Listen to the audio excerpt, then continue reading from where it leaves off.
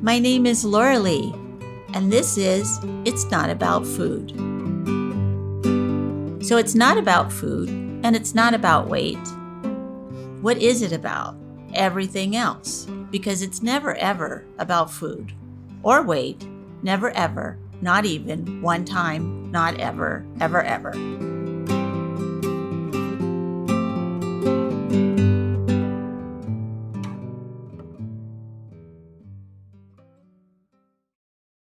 Hello, everyone. This is Laurelee Roark for the It's Not About Food podcast. I really appreciate you being here today. And we're going to talk about satisfaction, sort of like the Rolling Stones. You know, I can't get no satisfaction, but this is about, yes, you can get satisfaction. The front of the card is the goddess is standing under, it looks like an apple tree, and there's a lot of apples all over the ground and all over the tree, and she is just in the abundance of apples and of food, really. It just seems like she's very happy with this situation she's in right now. And the little deer is looking at her and just sort of being satisfied with her. And on the back of the card, satisfaction is knowing exactly what you need in the moment and giving this to yourself. When you can identify exactly what your body hungers for and give this to yourself without restriction and judgment, then you will experience satisfaction. What your body is hungry for may be different than what your mind thinks you should eat or what you are emotionally craving. So for me, this card represents the idea in recovery that our bodies know. Our bodies know what is right for us.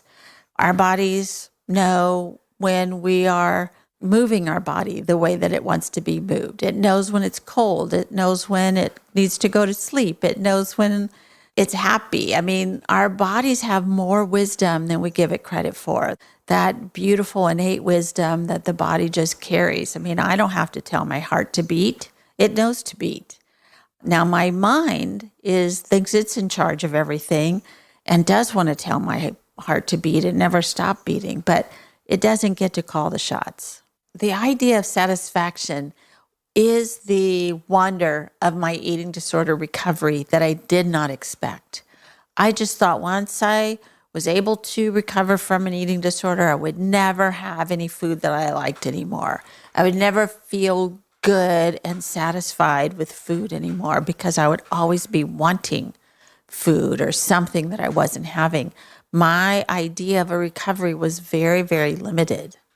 So when I went through the recovery and found out, no, you know what? It's about experiencing satisfaction. It is about the joy of having food in your belly that your body really loves and having a wonderful experience of being a human and having a human body. So today, I'm so glad to have Stephanie here with me today. We're going to talk about satisfaction, and I'm going to introduce her, and she's going to tell us what she's been doing and where is satisfaction showing up in her life. Hi, all. I'm Stephanie Brooks, and I am a dietitian in the San Jose area.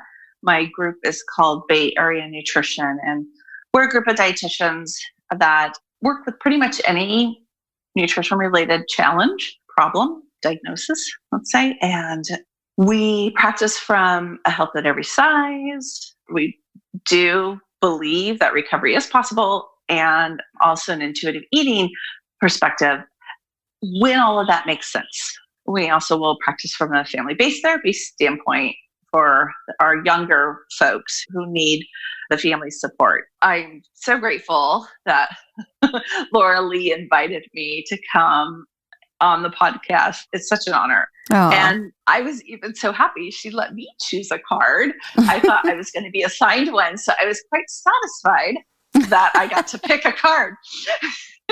And I picked satisfaction. I'm not sure exactly why, but I think with our current situation with shelter in place and with a lot of the uncertainty, I know for me personally, I went through, and I imagine a lot of you could relate to this, a lot of like, grief, frustration, anger, like, oh gosh, I'm not going to be able to blah, blah, blah, whatever the blah, blah, blah is. And was feeling, kind of down in the dumps about all that. And then I was thinking, okay, Steph, you need to get your, this is not helping you.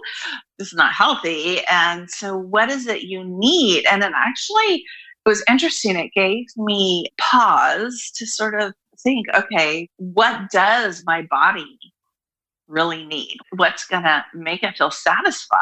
And dwelling on the woe is me, everything's hard right now and can't do what I want when I want and blah, blah, blah, was not what my body or even my mind was right, needing yourself. Or wanting.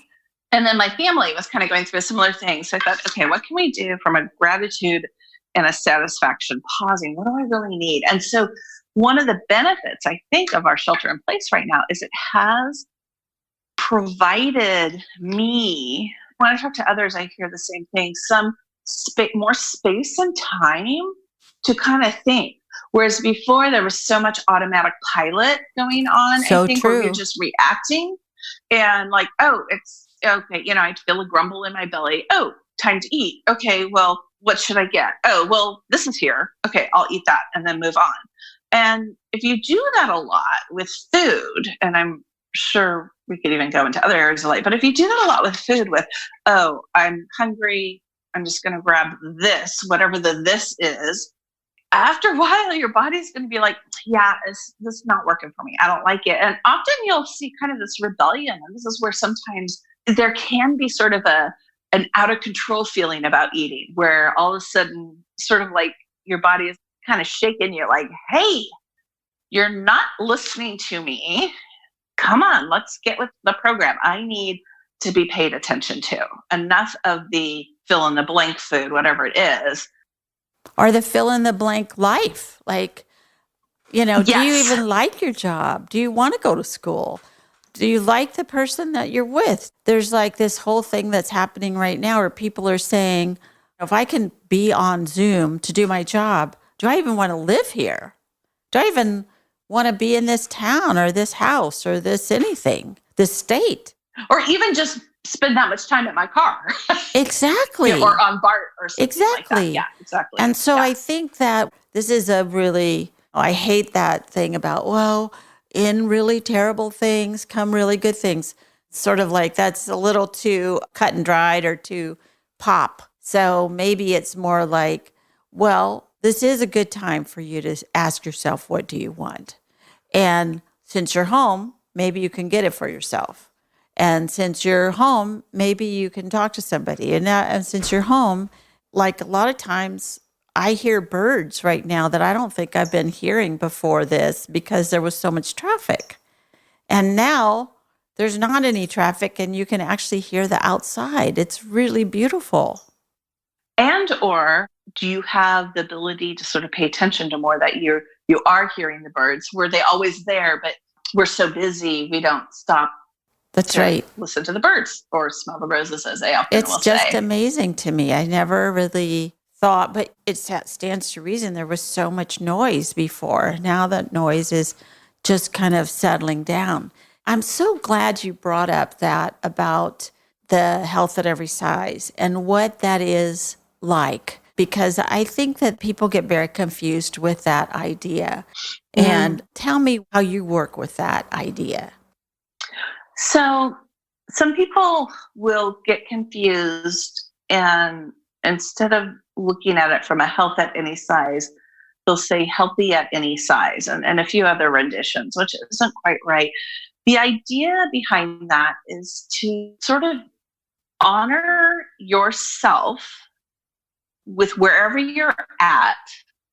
This could be size, body size. This could even be body ability, to sort of honor that and take care of yourself to the best of your ability and desire.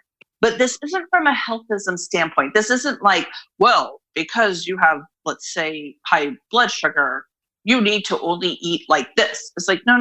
That's not it. It's taking into a lot more considerations. It's not black and white. It's not cut and dry, but it is And from a practitioner standpoint, it's honoring your client with where they're at and where they want to go, but also then speaking about what's the reality of the possibility. Like, for example, for me, I do not have a great back. I've struggled for quite a long time with back issues. And yes, that has brought me grief and frustration and anger, and even at times, I'm going to say hatred for my body. Yeah, because you're mad at it that it's hurting you. Yeah, and I can't do some of the things I want to do. And stupid me would try those things anyway in hopes that, well, maybe it'll work out this time. Well, Right. Anyway. And then all that did was kind of dig me into a hole. So instead of fighting that, my body would say, like, okay, now you need to like go lay on the floor and put your legs up on the couch, which part of me is like, well, no, I can't do that. I don't have time, or I don't want to, or I should be able to not have to do that. Like, who does that? And now I've learned, like, oh, if I actually pay attention to my back or my body, and I take those times to lay on the floor with my legs up, even if it's 5-10 minutes, then I'm better able to do things, and I'm more comfortable, and I'm less grouchy. My husband would attest to that. And then I'm not maybe using food to deal with the woe is me, life sucks, this isn't fair story. And so I think for the health at every size, it's like, okay, for me, even though it might be healthy to do certain types of movement, meaning like, okay, it's actually not, because my back has a limit. So honoring where I'm at, and even my desire, like I hate moving indoors. I mean, I just, hate it. Get me outside. So this doesn't mean like if for whatever reason I can't get out inside, I have to move inside. Otherwise I'm not being healthy. It's like, no, it is listening to not just my ability, what my body calls for. Well, that's actually a lot of it, honestly. And then seeking out real answers to health and well-being to people who would support you in that. So I'm not sure I really answered that quite well. No, you did. And what I really hear all through your answer, which is so beautiful, is when I say we are a health at every size organization, what people hear is they somehow put the weight in there. The word weight goes in there. But you're talking about a back, or you're talking about not being able to be outside and having to go inside. You're talking about something other than weight, but we're so weight conscious in this area. And when you say health at every size, that means, oh, I can be really fat and be healthy, or I have to be fat to be healthy. Or if I'm fat, then they say I'm healthy, but I'm not. You just like can really mess with that whole idea where it didn't say any of that. It says, what's the best thing for you? What's your best? Is it outside or inside? Is it lay on the floor and put your legs up or not? I mean, to me, that's what's so beautiful about your answer right then. It just didn't go into dieting or weight management or anything. And I think that's very refreshing. Because people hear dietitian and they think diet. Nutritionist, they hear diet. They hear health at every size, they hear diet. That's what we hear. Weight and diet. Weight and food all the time. That's what everything's about. But it's not. And that connection of us, if you're a certain size, that means you are considered healthy. Looking at a person's body will determine health. Well, if we look at my back example, you could be across the size spectrum and have back issues or not. You could be across the size spectrum and have blood sugar challenges or not. I think free when we do that, when we kind of look at the whole picture, and if we stay on the focus of size, body size, we miss the boat of everything else, in my opinion, more important to look at for satisfaction in living. Right. It's almost like we need a new thing other than health at every size. We need like a new logo, like health at any person or something, It's sort of like the size is the thing that makes everybody go, so. Yeah. But if you read the tenets of health at every size, it's pretty clear. So I would encourage, if anybody wants to learn about this more, to go to the ASDA website, which is the Association for Size, Diversity, and Health. Because, if you have, to me, like I'm going to be 69 next month. So there's a lot of things that I can't do anymore, or I don't do anymore because of the age that I'm in. I was just talking about this with somebody else. I don't eat the way that I used to even 20 years ago. My body doesn't work like that anymore. But I am healthy anyway. It's not about my size. It's not even really about my age. It's just what is happening. There's nothing that I did wrong or bad, or I just lived long enough to be 69. That's all. Yeah, that's great. And more, hopefully. Yes, I hope so too. Yeah. And I think the thing is, when we look at that and we can become more attuned, there's intuitiveness, there's mindfulness, and I think even attuned, which I do like. And I know Deb Burgard has kind of coined that term. So if we're attuned to our body, when we get to that space, that is where we're able to really hear, and the body can kind of freely tell us, and we can hear, well, this is what I need. And usually it's a whisper. So we sometimes have to pay close attention and hear those whispers. But as you become more attuned, the volume goes up. Not that it's yelling. Well, I imagine it might yell. Like my back has yelled at me before, like, what the hell are you doing, lady? But anyway, that's another thing. And this is where I think, again, a benefit to slowing down is it allows more space and quietness to be more attuned. Whereas we're busy doing this, running from this thing to that, finishing up this paper, studying for that exam, doing the dishes, taking care of our parents, whatever it is we're doing in life, even like diving into a TV show. And not that I'm saying anything that's wrong, but it's like if we're so packed full of things to do and distractions, it's really hard to then hear. I love that whole thing that you're saying, because you said that your back will sometimes scream at you, but probably before it got to screaming, it was saying, excuse me, ma'am, excuse me, miss. Stephanie, come home. And I would consciously ignore it. Like, I'm just going to do this one more thing. I'm just going to do this one more thing. Or it'll be okay. Or I'm so distracted that I honestly didn't hear it or didn't listen. It probably a little both.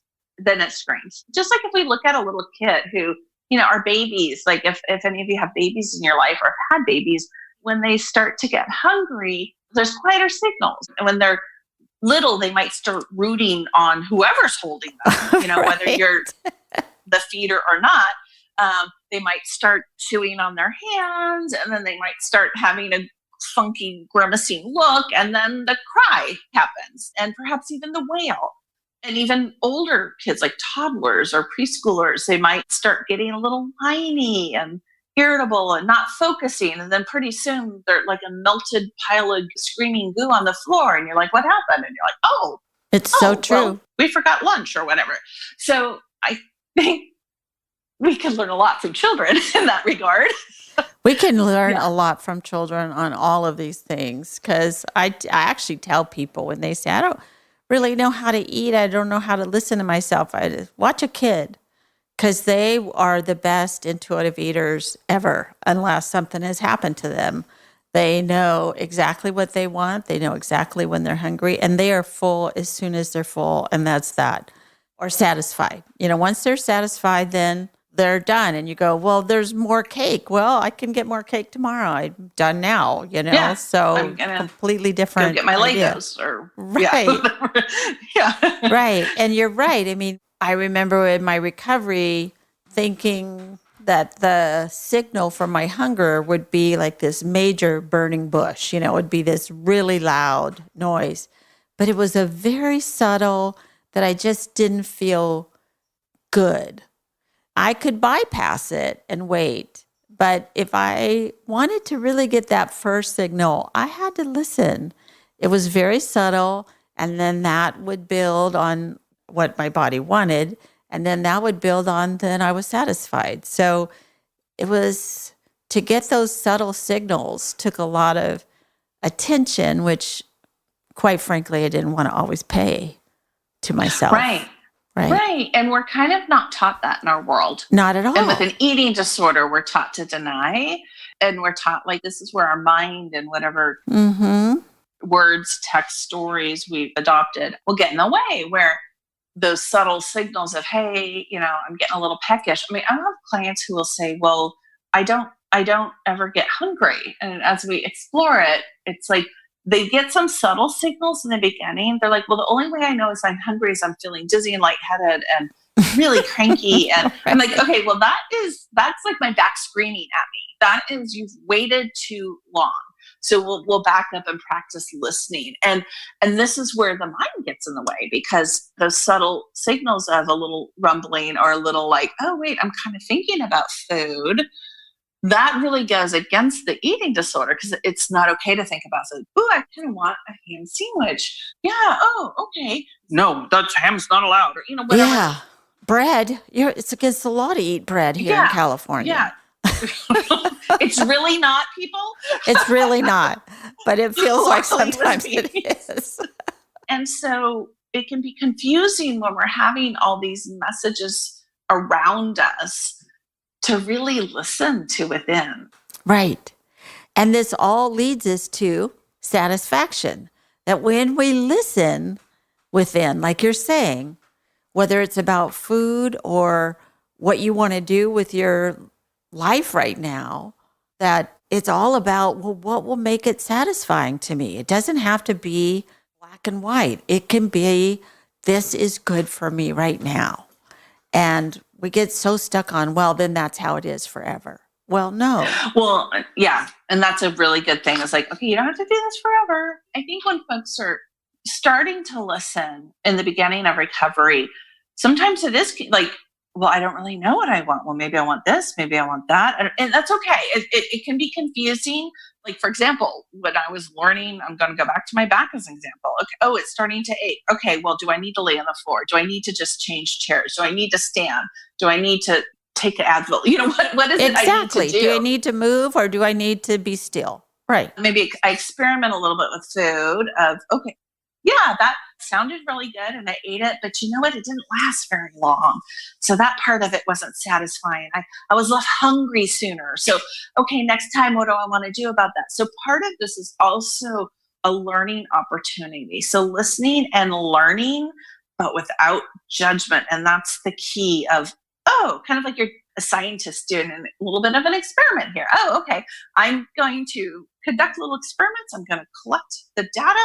I am not going to interpret anything yet. I'm not going to conclude or put some spin on it. I'm going to just sort of let the data come in and learn from there. Well, what you're talking about is that to let yourself have whatever it is without the judgment about it. And I find that was probably one of the hardest parts, was to let go of the judgment I had about myself. I had a lot of shame about my body and about eating. Well, just about my whole existence, really. But when I could let go of that judgment and go, what's the data? Like you just said, what is the data coming in? Then it made it pretty much easier if I could do that. And the data from your experience, not what somebody else said it should or shouldn't, or a book or a chart or any of that said. It's been interesting as a dietitian, like sort of growing up as a dietitian, if I don't know if I could say that, but over the years, still to this day, if I meet someone and they're like, oh, you're a dietitian, if we're at a social gathering, they'll be like, oh, well, why are you eating blah, blah, blah? You're a dietitian. Right. So there's no law as a dietitian that says you can or can't eat. It's like, well, I'm not allergic to the thing, so it's going to be fine for me. Isn't that funny how we get so separate There's and assumptions. stuff? Yeah. And assumptions of, oh, you're in a bigger body or you're in a smaller body, so you must eat like bum, bum, bum. And Laurelee, I can imagine that it would be so hard, like you shared with your recovery, like the judgment. That I think is super hard because not only do we have it within ourselves, we're living in a world that is smacking us in the face with judgment about food, about body, and about everything else. About wearing a mask?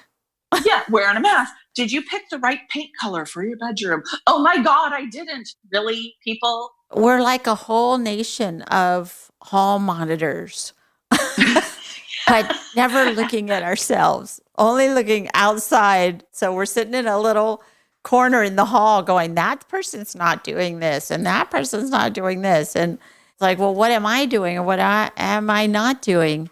And I can remember when my mother was dying, I would fly from California, where I live now, to San Antonio, where I grew up.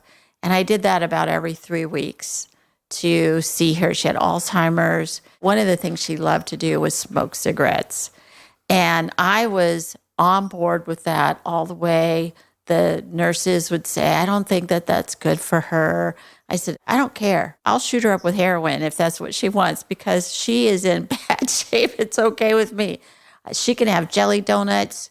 She can have cigarettes. She can have a glass of straight scotch if she wants it. But anyway, I would light her cigarettes for her because she wasn't allowed to have matches. And then she would smoke them. And I can remember somebody coming out and going, oh, I thought you were a vegetarian. Here you're smoking cigarettes. And I said, well, the cigarettes are not meat cigarettes. Yes. So no need to get upset. Yeah, I just kind of think about the connection between animal and tobacco there. But yeah. That's right. Yeah, well, because I was in a slot, and the satisfaction I got from my mother having a little bit of her thing that she wanted to do far outweighed whatever anybody thought that she should or shouldn't do, or I should or shouldn't do. So to me, that's the whole point of this, is to be satisfied with when you give yourself something, that it makes you feel good all the way through and be satisfied. And I think that is part of the key. You mentioned feel good all the way through, because we could feel good like in an impulsive moment, but then not feel good later. And that may be okay. It's like, okay, well, we learned, there's been times where I've had too much wine. Like it was really good in the moment. And then later on, I'm like, that was a bad decision. Well, you were still receiving data. Yeah, but I was ignoring, let's say, my data of kind of getting too much, and because my taster was like loving it. But anyway, and then it's like, okay, well, now I know if I do this much wine, this is the result. I will feel this way later or tomorrow. Okay, so what do you want to do about that stuff? And is there a way to enjoy the wine, but not feel crappy later? And guess what? There is. For me, I found my sweet spot of like, okay, this is the amount of wine I can enjoy. And guess what? I can have more tomorrow because they sell more than one bottle. Do you know that? That's right. And the same thing with food is somebody maybe makes a pan of brownies. Oh, and brownies are really good when they're first out of the oven. But there's probably a certain point where you're like, I kind of feel sick if I eat a certain amount. Maybe not. And so then, okay, and as you're going into this with your eyes wide open, going, okay, it's worth it for me to feel sick for a while. Okay, but you can't beat yourself up about it. You can't beat your body up or what you did. No, it's just like, okay, I know if I keep eating like this, this is going to happen.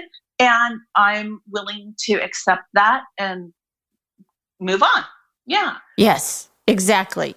And if we go into it like that with this sort of open heart, open-handed, open-minded way, I found that I could hear that signal a lot sooner that said, you know what, one more bite, not good. Let's make this our last bite. I'm good. I'm satisfied. Let's go and dance now. Let's do something else. And you can get more later. And I think that's the other thing that with eating disorders is, oh my gosh, I'm never going to get this again. It's like, no. Tomorrow or in an hour or whatever it might be. And to me, again, if we get away from the idea that there is a perfect size or a perfect weight or a perfect food or a perfect way of eating or being perfect at all, if we can get away from that, we are much more satisfied. It seems to me that that's how bodies are. They're like kind of messy like that. They're not going to fit in a little box. They're going to do whatever they want to do if we let them. Yeah. So I'm wondering if you knew or if you had been like this as a little girl at some point thinking, oh, what am I going to do with my life? I'm in this body or I'm in this household or I'm eating this way. And is there a way that I'm going to ever get through this and sort of be okay with myself or satisfied with myself? If you could talk to her, what would you say, given who you are now? Yeah, that's a really good question. So as sort of the oldest, and my mom had some mental health issues, and it was of course hidden to us because in the 70s and 80s, you don't share any of that stuff. It's taboo. Exactly. Which is so actually damaging. But anyway, I was not allowed to have feelings and had to sort of be raised with the independence. Oh, you have to be independent. You have to take care of yourself. Not that I was neglected per se, but had that streak. And I think I burned myself out older by doing. Uh-huh. And that's not healthy. You need to stop and rest, and you need to stop and reflect. And you also need to consider what you want versus the people pleaser, and I think often young women, I can't speak for young men because I never identified as male, but as identified female my whole life, I felt conditioned, not overtly, but covertly conditioned of Sure. look out to make sure everybody's happy and doing okay and they're taken care of. And then once everyone else, whoever everyone else is all okay, then you can kind of go, okay, well, what do I need? And if there's anything left over, get that. So you got 10 minutes to do this. Yeah. So I would want to coach her and sort of the other young folks probably that were receiving the same conditioning, if you will, like, wait a minute here, there can be more. And it's okay for you to go first. It's okay for you to say, you know what, I'm actually not able to do that because I'm drained out. Or I want my share of the pizza. I don't want to have to be polite and just have a little sliver when it's okay for the others to have more or whatever it might be. Yeah, there's such a weird thing about that. Yes, I mean, to me, it sounds like what you would be saying to her is, it's going to be okay. Take care of yourself first. Put yourself first. You're going to be okay. And that's the other thing, is kind of going through things blind, not really realizing this probably until, honestly, probably early 30s. I was still on that track of go do. And it's like, wait a minute here. This is not sustainable and healthy for me or others, so to speak. The whole adage of on the airplane, like, put your oxygen mask on first. Revelation for me. Yeah. Right. It was like, wow, really? That's allowed? I want to say, so I had my daughter when I was 36, and I remember, and she was early. It was a pretty challenging birth, and talk about having a plan. I had this beautiful birth plan, and it was like somebody took it, they threw acid on it, sent it through the shredder, and then lit it on fire or something like that. That's kind of like what I envisioned and what happened. On one level, it was a great lesson the universe provided me to experience when I look back at it that in the moment, I was like, what in the world is happening? And I remember when my daughter was young, my mother-in-law would often come, and she'd want to come about once a week just to kind of hang out and be with her, which was great. And I remember feeling guilty if I wanted to do something for myself, whether it was just go on a hike by myself or go take myself out to lunch or meet a friend or something. And I remember struggling with this. My father said, wait a minute, Irene is coming to take care of your daughter and she's capable. You trust her? Yeah.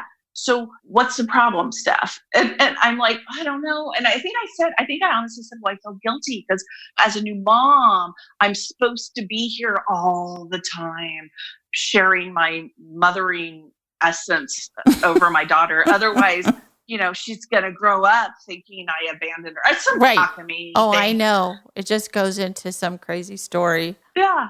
Mm-hmm. And the one thing my father said, and it still stays with this, and this is one thing I share with new moms. So any of you out there, this is Bob Brooks' wisdom. He said, Stephanie, what's good for you is good for Sophia. Oh, wonderful. So you do what's good for you, and that will be good for Sophia. And Sophia's my daughter, if you guys didn't figure that one out. And I'm like, oh, and so just hearing that gave me permission. And so I would go do things. And my mother-in-law loved it because she got to spend some alone time with her granddaughter versus me hovering over. Which is what she wanted in the first place. She did. And then it provided a great relationship for them to grow on. So it was great on multi-levels. Yeah. So sometimes you need to hear it from someone else. And the way my dad said it was great. I was able to hear it. Yeah. Too. And that's, this is what if you're a young girl sitting on your bed going, oh no, this is not going to work out for me, whatever it is. Or you're a new mom and, oh no, I should just be stuck with this baby all the time. Oh no, no matter what, it's like, what is going to bring you satisfaction? That is the key. And let go of the judgment of whatever it is that you're doing and see if that's really what you want to do. Yeah. And spoiler alert, if you do listen to what will bring you satisfaction, you'll tend to be, a little happier and more satisfied with other areas of your life too. So it like trickles into other areas. So are you satisfied with what you've said so far? I am. Are you? Yeah. Any last minute thing that you'd like to do or say? Anything you didn't? Well, one of the things I just want to emphasize is our mind is amazing and it could be the biggest thing that gets in our way. That's right. It's a real know-it-all kind of a guy, isn't it? It's kind of like one of those people that just always want to tell you everything. And you're like, wait, let me figure out some stuff myself. Yeah. So would you read the today I will at the bottom of the card? Today I will practice asking myself what my body is hungry for and listen to the answer that my body gives me. I will give this to myself with total permission and notice my body's response. It is physically satisfying and it does feel good in my body. Fabulous. Well, Stephanie, I am so very glad that you came on today to talk about this really satisfying subject of satisfaction. Thank you very much for being here. Oh, thank you. Take good care. You too. Bye.